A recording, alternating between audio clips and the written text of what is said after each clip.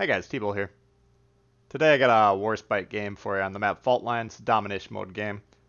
I do want to point out if you're watching this Sunday morning, right when I upload it, I'm about to stream with Tactic Angel, another YouTuber that covers World of Warships Legends, makes a lot of great content. We're going to stream at 11 Central Time, so that's July 28th. So feel free to swing by if you're interested in checking that out. But this game I really enjoyed playing. These two gentlemen or players that I'm spawning with here on C, Old Ombre and Beanie24822. We're randoms, we're not in a division, and we don't have radio comms, but we end up performing like a division would play. So I was really happy with the results of this game, and I think you'll see why as it goes on. So shout out to these two guys. You'll see at the end of the game, we do end up having a fair amount of success. Right off the bat, something that pleases me, we spawn at sea and everyone's attempting to capture the point that we spawn on. One of my biggest pet peeves in this game is when players abandon the spawn or the objective that they're near. Now here we got a Nuremberg. He's at a 45-degree angle, so he's 8.5 seconds. We aim 8.5 on the meter, and he gone. Right off the bat, devastating strike, so goodbye, boy. Not a bad start, and you can see, keeping an eye on the map here, my two destroyer impromptu division mates are attempting to cap C, so they're doing a great job right off the bat. Now the enemy is pushing into B. The Scharnhorst is definitely factoring into that push, so because the guys I'm supporting on C aren't really under an immediate threat, I'm going to keep my attention focused on that Scharnhorst to support my team to the west.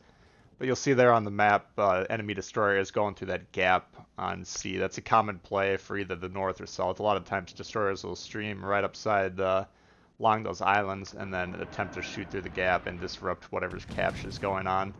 So I take one more shot at the Scharnhorst here. I don't know if I necessarily noticed the destroyer quite yet, but they are definitely engaged with him. Now we do one of them's Nakatsuki, one of them's Boyskavitsa or whatever that one's called. But they do shoot their guns, which is always great to see. So they're able to eliminate that kid, and that's great. Now, how a division should work, I mean, battleships are there to support the cruisers who are there to support the destroyers. Now we don't have a cruiser in this quote-unquote division that we have over here on the east side of the map, but the destroyers, they do an excellent job of their role. They provide smoke for me at certain situations. They provide spotting for me. They're never like hiding in the back, not doing anything, and they're playing well together. They kind of move as though they're playing in a division. So I was very impressed with how these players were playing this game. Now you'll see there I did swing over and lock the guns. That's because I was planning on turning and firing off the other side of the ship. So the earlier you recognize that you're going to want to change your firing side of the ship, I would just recommend locking the guns. A lot of people ask me, if you don't know by now, it's either controller preset 3 or 4, and then you hit the left joystick.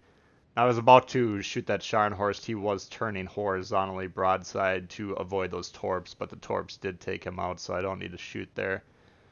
And you'll see again, look at those two destroyers on the right hand side of the screen. And at this point it kind of struck me like, wow, these guys are playing really well together. So I actually do pop up the team roster, and I want to see, are they playing in a division? But no, they're just random players, and you can see there's no comm indicators going off in the lower left hand screen. So again, very nice job. Now after having captured C, they're immediately moving into B. They're playing the objectives well. So at this point, what can I do to help them? There's a couple enemy destroyers in here. They're using the guns, they're engaging with them, and I'm going to try my best to support them. Now, obviously, battleships are not excellent at shooting destroyers, but they can do it. And, well, obviously there's nothing else I can shoot at the moment, but, you know, that's kind of my role in this situation, is to support these two players while we can clear out B and then secure it. But also keeping an eye on that map, that Nagato that sailed behind that island earlier, he is right on the edge of my firing range. Now, he is something that I do need to keep an eye on. I need to, if I can get him in range, I need to, A, distract him from shooting at these destroyers, because obviously they're an integral part of this, what's going on here.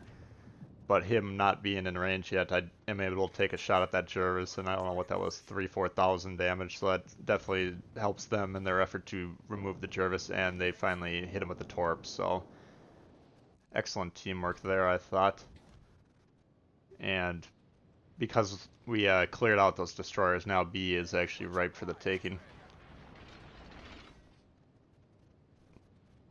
Now the destroyer in front of me, I would prefer, I don't know if he's trying to turn around. I mean, it's possible his steering was damaged or something, but because he doesn't immediately turn around, I zoom in to tag B. Now, if you have a ship that's on your team, or even an enemy ship that's near the objective, I hope they fix this, but it's very hard to tag the objective and call it out if there's any ships that are kind of near it on your screen.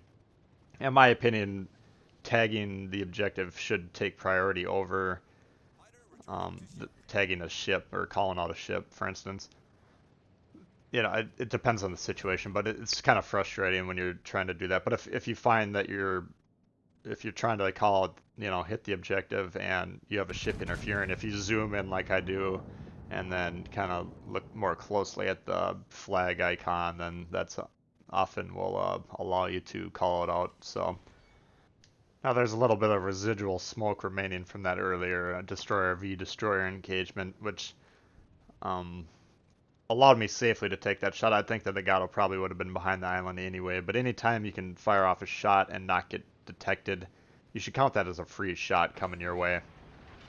So always try and look for opportunities to fire when you're not going to be detected. It's not cowardly or anything like that to seek cover and fire behind it. You know, that's good play no matter what the situation.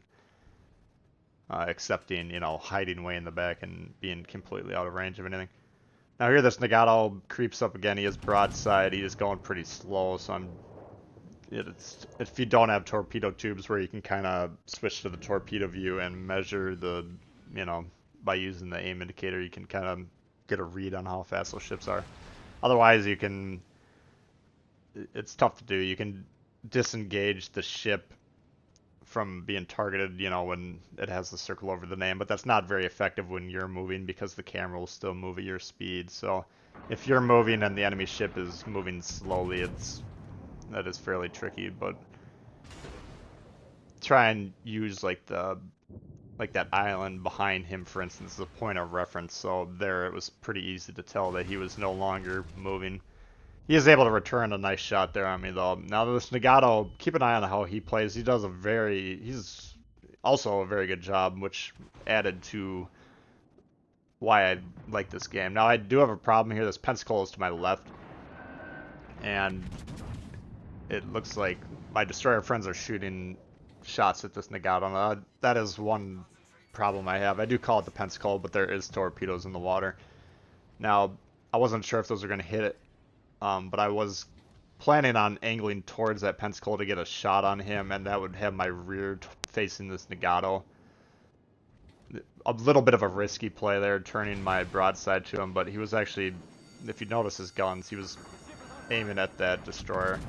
But because one of the destroyers torps the Pensacola, then I can resume firing at this Nagato, who does a very, very good job at angling. Now here's some more smoke, and for battleships, you can use smoke, but when you fire, there's a massive firing penalty. So it still provides some cover, but not very much. So just keep that in mind. But always be on the lookout for smokes. You know, like right now, I'm in an undetected position. So again, the smoke that these destroyers are providing ends up being very valuable. Now you see there I shot, and because of that firing penalty, you know, I am detected again, but that did allow me to briefly at least line up a shot without any real fear of being shot back. So he was briefly broadside. I wish I would have maybe been able to do a little bit more damage to him when I was able to, because I believe for the rest of this match he's going to do a very good job at angling. So it's going to be two battleships that, I mean, he's doing a good job. I think I'm doing a reasonably good job. Might tighten up my angles a little bit. When you get into these slow moving, basically I'm stopped right now, and it's very hard to angle your ship when you have no momentum. But why am I stopped? I don't want to close too close into this Nagato. His secondaries are a lot better than mine, and he is a tier 6 ship. I'm a tier 5, and while the Warspite is a very nice ship, we were both reasonably, I think we were both full health when the engagement started. I'd rather be in the full health Nagato fighting a full health Warspite than vice versa at any time.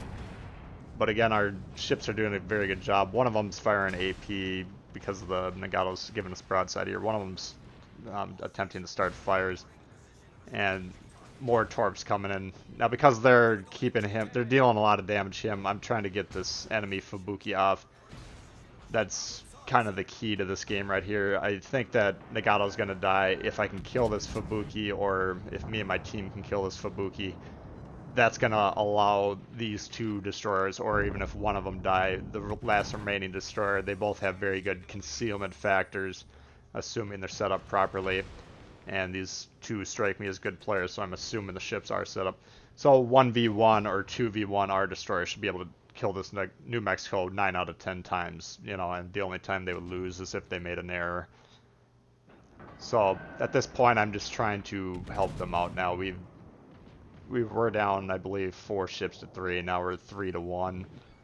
And again, I just think it was, I think I'm doing reasonably well, but I was, you know, just as impressed or even more impressed with how these other guys played. So that's why I wanted to feature this game for you. At this point, again, it doesn't really matter if I die. This guy's shooting HE. I think had that been an AP salvo, that would have been the end for me. But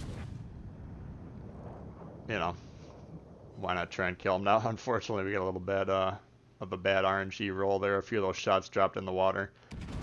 But I'm going to try and swing through and finish him off, and we're able to get the kills. So all 3 ships that spawn C were at the top of the leaderboard, and excellent job to those 2 players. I was able to contact one and let them know we had a video coming up. The other one didn't have notifications on. So hope you enjoyed it. If you did, please hit the thumbs up. New to the channel, consider subscribing. Questions for me, comments, leave them below. And we'll see you guys all later. Alright, peace.